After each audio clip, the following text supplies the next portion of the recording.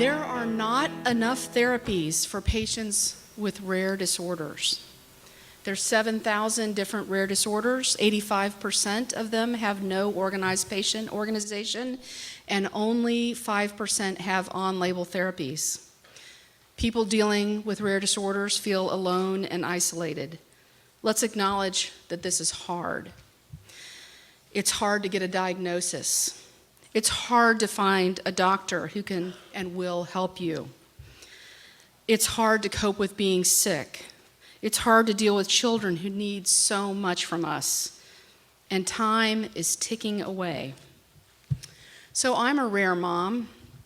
My daughter Casey turned 13 this summer. She has something called nail patella syndrome, a connective tissue disorder.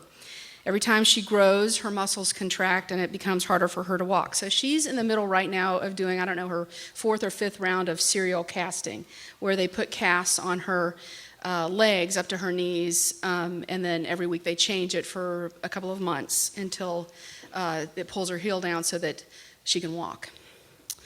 So she's in the middle of that right now. So yesterday, as I'm getting on the plane, or as I'm getting ready to leave to come here for 5 days, the cab arrives and I realize she hasn't had a bath, and she's 13, and pretty much I'm the only one who can do that for her. She is the light of my life. I mean, I wouldn't trade a moment with her, but it's just that extra thing where your bags are packed and you're ready to leave, and I run up the stairs, and I'm like, okay, we got to take a bath. And I get her in there, and her legs are there, and I'm doing her hair, and she's 13, and getting it all done, and we managed it, and it's all good. But it doesn't mean that it's not something else that we have to deal with. But here in this room, we're all connected. Everyone here has a story. So look around. And for the next 2 days, this is your chance. So don't be afraid. Don't be afraid to ask questions. Don't be afraid to listen, to learn, and to connect with an open mind and an open heart, so you can walk away stronger and better prepared than when you came in. We're all in this together. We've brought experts from all over to help all of us think through some of these incredibly complex problems. But before you can help anyone else in your life, you have to start with yourself. So I'd like to introduce Christy Curtis, a yoga expert who will now help us bring perspective, ground us, and inspire us to be completely present.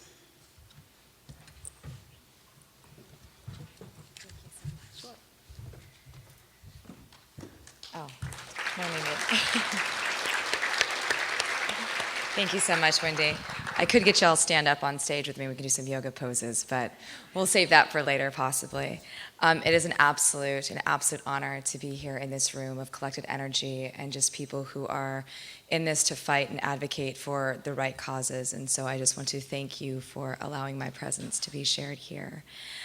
As a yoga guide, I am fortunate to lead individuals who show up every day on a yoga mat inside a yoga studio, or sometimes we'll go to yoga on the beach or we're in a park. But people show up to a yoga mat, 4 corners, rubber mat, sometimes recycled rubber mats, to do yoga. And yoga is a space where we allow ourselves to heal. And it's one of those things where we have to create capacities or compartments in our life that allow for healing and to take care of ourselves. And yoga, in my field, it allows for that to happen. And in terms of self-care and remembering that you are never alone in anything, we are in this room together, all coming together for common causes. And the word alone can be looked at in a couple different formats. Alone can be broken down to mean all one, meaning we really all are one. Or in another way, in an acronym form, ALONE, broken down to allow loving oneself to navigate existence. So it's perspective, it's how we choose to bring things together. in terms of self and operation, if we want to operate our decisions upon fear or love. And it's about loving ourselves so we can spread and share that love forward to those in our lives who we know really need it the most. I hope you take some time over the next 2 days just to, even right now, just if you have the opportunity to see the window outside, you get to see the ocean. Take some time to take that view in this weekend, or the next couple days. Go stick your toes in the water. Feel grounded. Feel your space in this collectedness of knowing that you're not alone ever. You get to be here. And in the terms of ocean, we know that there's obviously many storms. There's crazy waves, there's tsunamis, there's the riptide. We've got all kinds of stuff the ocean brings, but regardless, that water, there is still this connective piece. And so upon your table, you will see different colored pebbles. I'm just going to ask you just to take one, just one that speaks to you. Just hang on to it. Any color. Any color. Just, if there's more, you can take a couple. Whatever works. They're for you. No fighting. No fighting.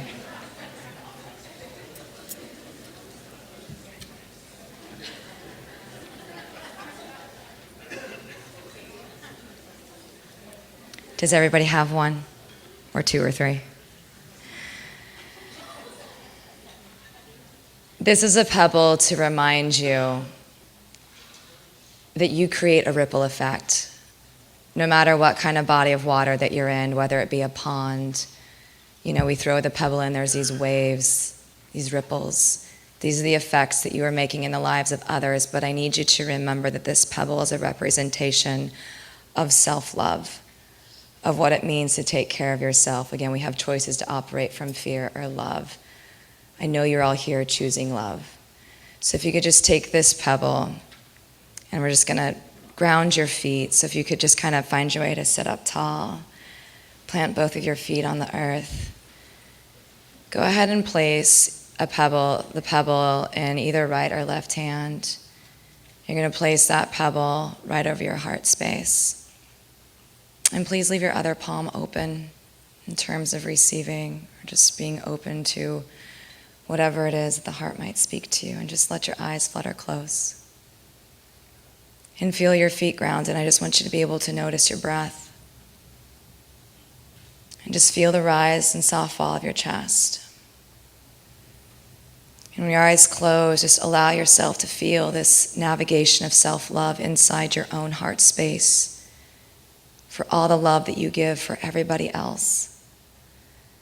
And remind yourself you are never alone.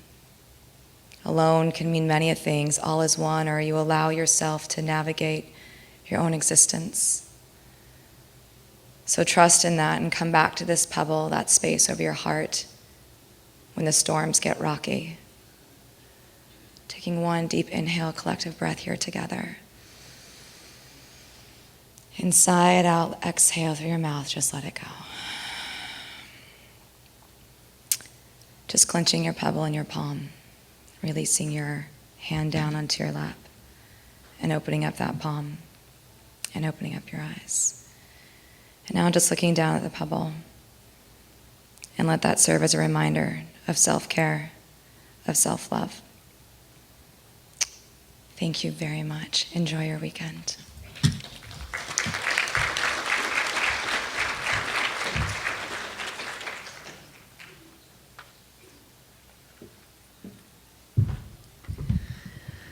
Incredible. Thank you, Christy. What an amazing way to start off and kick off this event.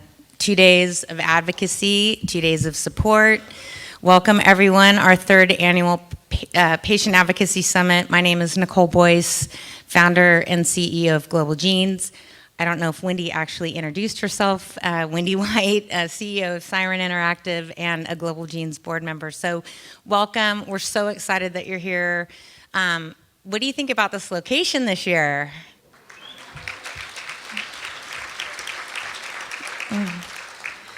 Hopefully we can be really well behaved and they'll invite us back next year. I want to just take a moment. My job is actually to come up and tell you how this is going to roll over the next couple days.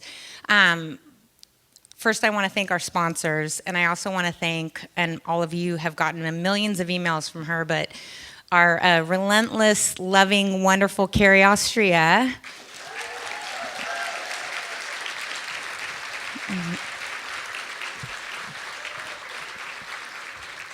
Thank you, thank you. You're making all of this possible today with all of your hard work, and thank you.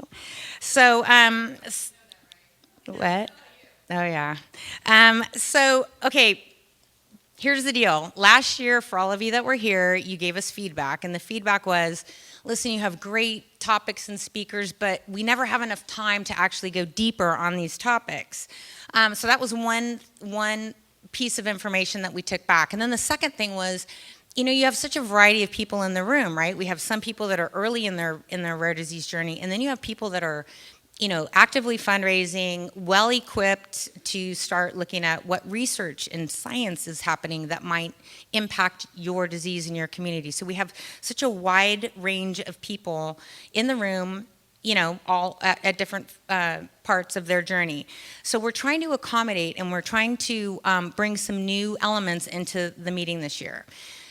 It's going to be a little crazy, and so we're going to ask for all your help, and I'm going to explain a couple of things just so that you know kind of what the flow is going to be so that we can all be prepared. So we only have a day and a half, and we've tried to squeeze a ton into the next, 24 hours, 40, 36 hours, whatever day and a half is. And so we're going to ask that when we move from one session to a deep dive to a session, that we just are all really conscientious of time and respectful of the people that are talking, because it is going to be crazy, but it's going to be good. And there's never going to be a dull moment in the next couple days, that's for sure. So we are integrating this year what we're calling deep dives. And the deep dives are allowing those that are participating as speakers or on a panel to break out and to go deeper on some of these topics with you. Now, in the book that you got today, you'll see that there's deep dives, a whole list of them. You can see the topic, the title, and who's leading the discussion. Then, if you'll notice, there's also a map that follows that. And the map breaks out the room into different areas where we're going to be hosting these deep dives. The plan of the deep dive has been to be somewhat organic, right? So you're going to come in, you're going to move into an area. Some of you will be sitting at a table. We have chairs. We have Global Genes folks that will help bring chairs to the table or sitting in an area. And it's going to be an organic conversation. Your session leader will be sitting on a bar stool, and literally it's going to be an open dialogue. Today, if you look at the first session, we do have one change. And unfortunately, John Shaw, who was participating in this first session, had his flight canceled. So he, unfortunately, isn't going to be here today. Jane Meyer Hamilton's going to step in and do a great job on her own. But so his session 1.1 is gone. So if you look around the room, you're going to see the couple areas where these deep dives are going to take place. So we have a group up here. Carrie, were we going to throw a slide up? So we have the four corners, as you guys can see on your maps, that are going to have the table discussions. So you'll go to that area.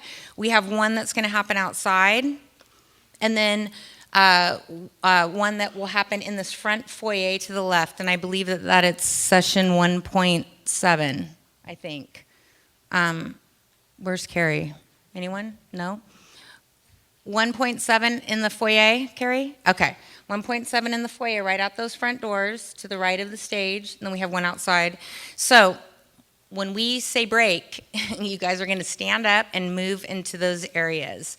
And so we'll have Global Genes people helping direct you. It's going to be a little crazy, but we promise you will not get bored at this event this year. There'll be a lot of movement. So we'll just ask that you guys get up, move to the table, and get started in your conversation. We also have our science briefs that are happening. So following this first session deep dive, we go into a break. You have two options. You either go out there and you have a 30-minute break, or if you care about science and this is something that you want to learn more about, you guys can come back in 10 minutes and we're going to have a 20-minute science brief presentation. And these are formatted after what you might find if you go to like a JP Morgan Investor Healthcare Conference. So they're going to give you 15 minutes of what they're doing that's innovating around science, and then they're going to be 5 minutes for a discussion. So it's going to be very quick, but most of these folks you guys will be able to meet after and join them and ask questions. But we wanted to give you snippets of really amazing science and technology advancements that are happening that might help you as you're starting to look at funding research. So any questions on flow, process, anything? You'll notice that there are 5 microphones throughout the area. If you guys want to get up and stand when it's time, if you have a question that you want to ask, you can just stand up and move to that.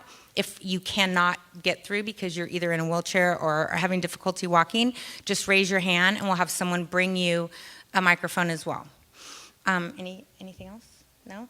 Okay. Thank you, everyone. Welcome. It's going to be an amazing 3 days, and let's do this.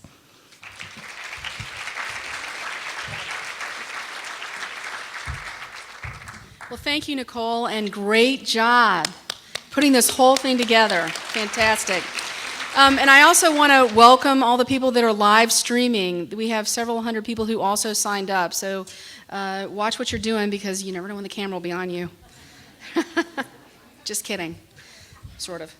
All right, so our first session, we are so thrilled to have Jane Hamilton back this year. She did such a great job last year of helping us really walk through how do we think about coping strategies for being a caregiver. So Jane she's been a nurse for 40 years and a family caregiver for 20.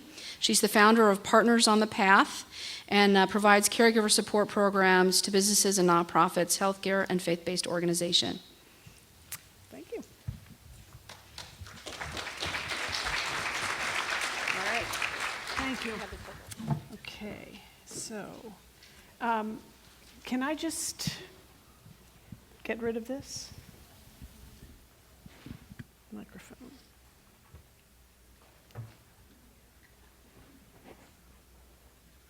So is this sound good for you all? Okay, well, I am absolutely thrilled to be back here with you today. And what a perfect lead-in for us all to grasp our little reminder of love and that we can choose love and not fear. And so today what we're going to talk about is the idea of staying afloat. And John and I, by the way, John Shaw sends his great regards and his great sadness that his plane was canceled. And so I'm going to do my best to be John and Jane at the same time.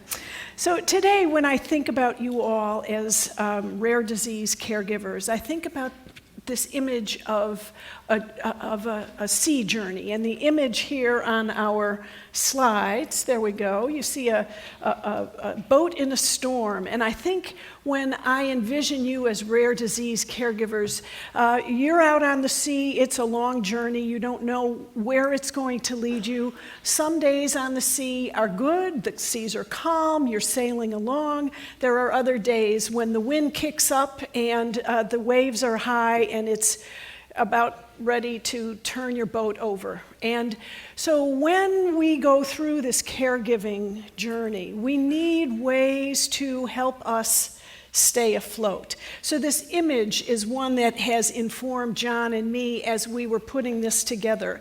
And think about for yourselves, why is it important for you to stay afloat? As caregivers, as an individual, your energy is what you bring to your family, to your children, to the organizations that you have founded, to the advocacy that you so passionately pursue.